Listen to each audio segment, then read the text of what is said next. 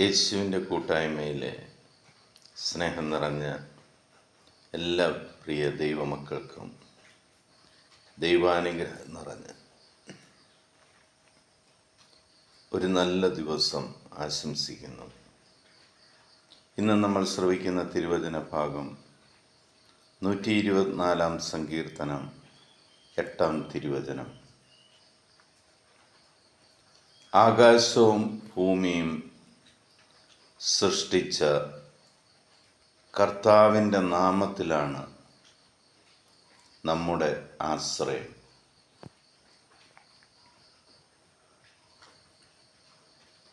ആകാശവും ഭൂമിയും സൃഷ്ടിച്ച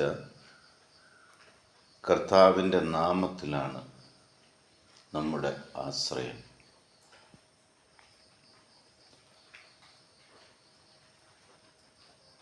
മുമ്പ് എഴുതപ്പെട്ടിരുന്ന തിരുവചനം നമ്മളെ പഠിപ്പിക്കുകയാണ്, ഈ ലോകത്തിലല്ല ആശ്രയിക്കേണ്ടത്,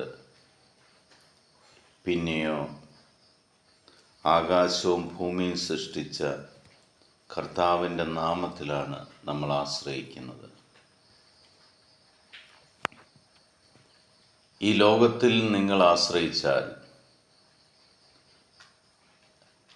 ലോകത്തിൽ നിന്ന് നമുക്ക് ലഭിക്കുന്നതിനെല്ലാം പ്രതിഫലം കൊടുക്കേണ്ടതായിട്ട് വരും.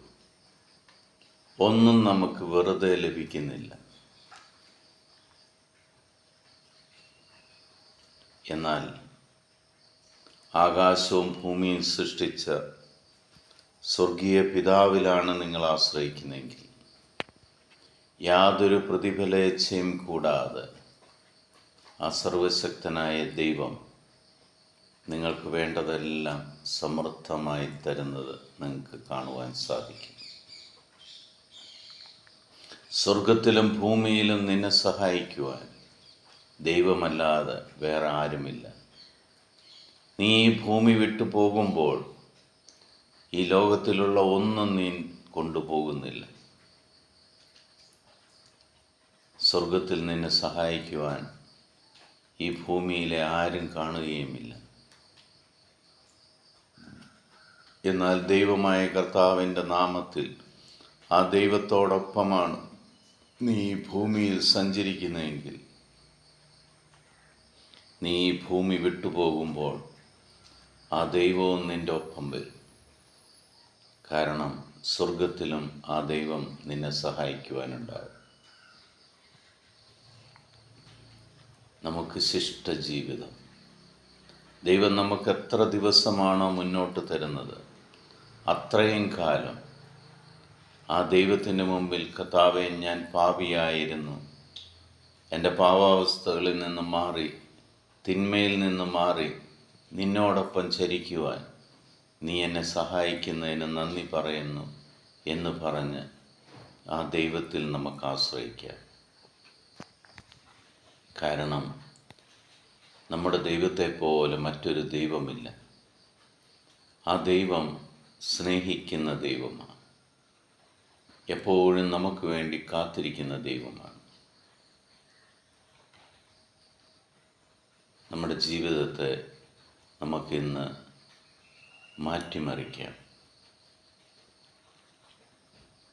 പരാതികളും പരിഭവങ്ങളും മാറ്റിവെച്ചിട്ട് എന്നോടൊപ്പമുള്ള, എൻ്റെ കൈപിടിച്ച് എന്നെ നടത്തുന്ന, നിരന്തരം എന്നെ അനുഗ്രഹിക്കുന്ന,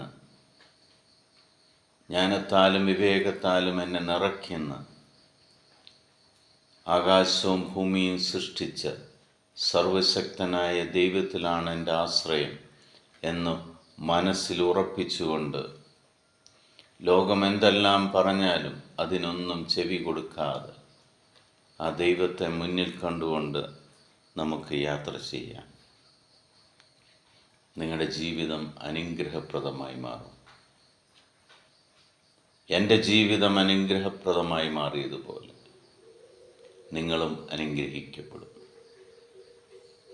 പിതാവായ ദൈവത്തിൻ്റെയും പുത്രനായ യേശു ക്രിസ്തുവിൻ്റെയും പരിശുദ്ധാത്മാവിൻ്റെയും കൃപയും അനുഗ്രഹവും സമാധാനവും എപ്പോഴും നിങ്ങളുടെ കൂടെ ഉണ്ടായിരിക്കട്ടെ. കുടുംബസമാധാനം തന്നതിന് ദൈവത്തിന് നന്ദി പറയാം. മക്കളെ നിരന്തരം അനുഗ്രഹിച്ചുകൊണ്ടിരിക്കുന്നതിന് നമുക്ക് ദൈവത്തിന് നന്ദി പറയാം. നമ്മുടെ ജീവിതം അനുഗ്രഹമായി മാറുന്നതിന് ദൈവത്തിന് നന്ദി പറയാം. ലോകസമാധാനത്തിനായി ദൈവത്തിന് നന്ദി പറയാം. യുദ്ധങ്ങൾ ഒഴിവായതിന് ദൈവത്തിന് നന്ദി പറയാം. ലോകത്തിലെ 830 കോടിയിലധികം വരുന്ന എല്ലാ മക്കളെയും ദൈവത്തിരുഹൃദയത്തിലേക്ക് സ്വീകരിച്ചതിന് ദൈവത്തിന് നന്ദി പറയാം. എൻ്റെ കർത്താവും രക്ഷകനും നാഥനും ഏക കർത്താവുമായ സർവശക്തനും സർവാധിപനുമായ യേശുക്രിസ്തുവിൻ്റെ സമാധാനം സന്തോഷത്തോടുകൂടി നിങ്ങൾക്ക് ഞാൻ പങ്കുവയ്ക്കുന്നു. ഈശോ മിശിഹായ്ക്ക് സ്തുതിയായിരിക്കട്ടെ.